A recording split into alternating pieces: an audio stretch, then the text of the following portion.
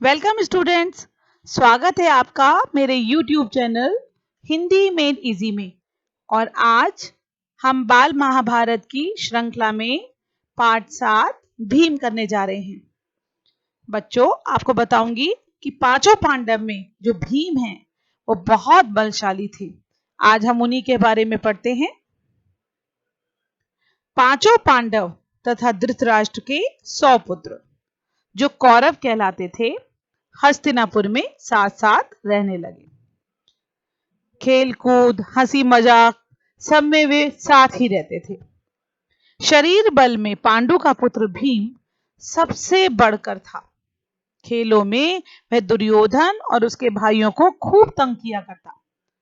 यद्यपि भीम मन से किसी से बैर नहीं रखता था और बचपन के जोश के कारण ही ऐसा करता था, फिर भी दुर्योधन तथा उसके भाइयों के मन में भीम के प्रति द्वेष भाव बढ़ने लगा।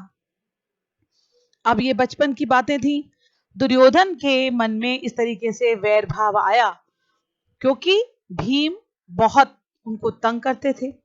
इधर सभी बालक उचित समय आने पर कृपाचार्य से अस्त्र विद्या के साथ साथ अन्य विद्याएं भी सीखने लगे। विद्या सीखने में भी पांडव कौरवों से आगे ही रहते थे। यहां एक बात जानने योग्य है कि वो क्यों आगे रहते थे। जो पांडव थे वो दिव्य पुत्र थे, देवताओं से उत्पन्न हुए थे, तो इसलिए वो कुछ अनोखे ही थे। वो इसी कारण से कौरवों से हमेशा आगे ही रहते थे, बढ़ चढ़कर ही रहते थे। इससे कौरव और खींचने लगे, बहुत दुखी होते थे। दुर्योधन पांडवों को हर प्रकार से नीचा दिखाने का प्रयत्न करता रहता था। भीम से तो उसकी जरा भी नहीं पटती थी। एक बार सब कौरवों ने आपस में सलाह करके यह निश्चय किया कि भीम को गंगा में डुबोकर मार डाला जाए और उसके मरने पर युधिष्ठिर, अर्जुन आदि को कैद करके बंदी बना लिया जाए। दुर्योधन ने सोचा कि ऐसा करने से सारे राज्य पर उनका अधिकार हो जाएगा। एक दिन दुर्योधन ने धूमधाम से जल क्रीड़ा का प्रबंध किया। जल क्रीड़ा तैरने का प्रोग्राम था, तो इस तरह से उन्होंने ये जानबूझकर दुर्योधन ने इस तरीके की जल क्रीड़ा का प्रबंध किया, व्यवस्था की और पांचों पांडवों को उसके लिए न्योता दिया। बड़ी देर तक खेलने और तैरने के बाद सबने भोजन किया और अपने अपने डेरों में जाकर सो गए। दुर्योधन ने छल से भीम के भोजन में विष मिला दिया, धोखा किया उसने और भीम के भोजन में जहर मिला दिया। सब लोग खूब खेले, तैरे, सो थक थकाकर सो गए। भीम को विष के कारण गहरा नशा हो गया। अब वो जहर जब उस पर चढ़ा तो भीम जो है वो एकदम से बेहोशी की हालत में हो गया। वह डेरे पर भी ना पहुंच पाया और नशे में चूर होकर गंगा किनारे रेत में ही गिर गया। उसी हालत में दुर्योधन ने लताओं से उसके हाथ पैर बांधकर उसे गंगा में बहा दिया।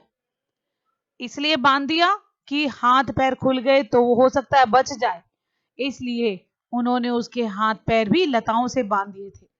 लताओं से झगड़ा हुआ, भीम का शरीर गंगा की धारा में बहता हुआ दूर निकल गया।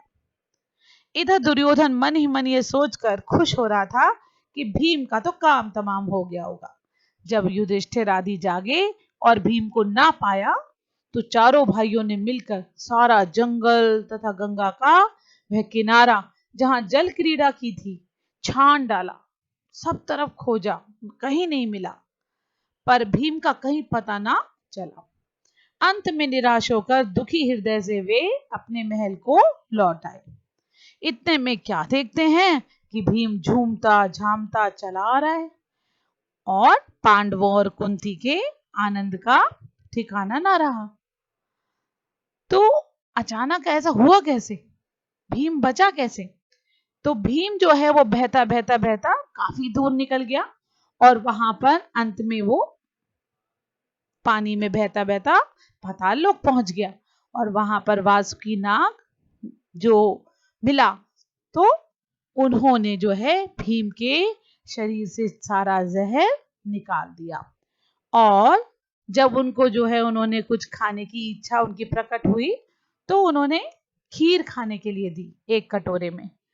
अब भीम 1 कटोरे में कैसे जो है उनका पेट भरता, तो उन्होंने 60 कटोरे खीर जो है वो खाई।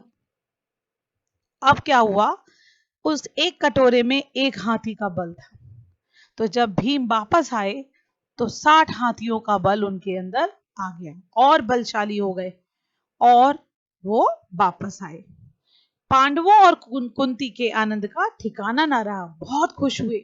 युधिष्ठिर कुंती आदि ने भीम को गले से लगा लिया। पर ये सब देखकर कुंती को बड़ी चिंता हुई। एक तरफ कुंती ने सोचा, ये क्या मेरे बच्चों के साथ हो रहा है, भीम को क्यों बहाया गया, क्यों इसे मारने की साजिश की गई। उसने विदुर को बुला भेजा और अकेले में उनसे बोली, दुष्ट दुर्योधन जरूर कोई ना कोई चाल चल रहा है, राज्य के लोभ में वह भीम को मार डालना चाहता है, मुझे इसकी चिंता हो रही है। तो एक माता की चिंता जो है, माता की व्यथा जो है उन्होंने बताई और इस तरह से जो है उनकी बातचीत हुई विदुर से। राजनीति कुशल विदुर कुंती को समझाते हुए बोले, तुम्हारा कहना सही है, परंतु कुशल इसी में है कि इस बात को अपने तक रखो, प्रकट रूप से दुर्योधन की निंदा कदापि ना करना, नहीं तो इससे उसका द्वेष और बढ़ेगा। यहाँ पर विदुर उनको सावधान करते हैं कि देखिए, ये बात को आप अपने मन तक रखिए और इसको बिल्कुल भी प्रकट ना करें। कहीं दुर्योधन को पता चल गया अपनी निंदा का, बुराई का, तो उसका जो वैर भाव है वो तो और बढ़ जाएगा। इस घटना से भीम बहुत उत्तेजित हो गया था।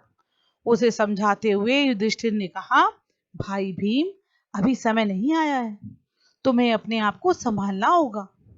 इस समय तो हम पांचों भाइयों को यही करना है कि किसी प्रकार एक दूसरे की रक्षा करते हुए बचे रहें।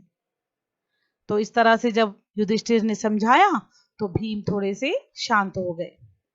भीम के वापस आ जाने पर दुर्योधन को बड़ा आश्चर्य हुआ, उसका हृदय और जलने लगा। तो इस प्रकार से यहाँ पर भीम के बारे में जो इस पाठ में बताया गया है वो आपको पता चला। मैं यही विराम लेती हूँ।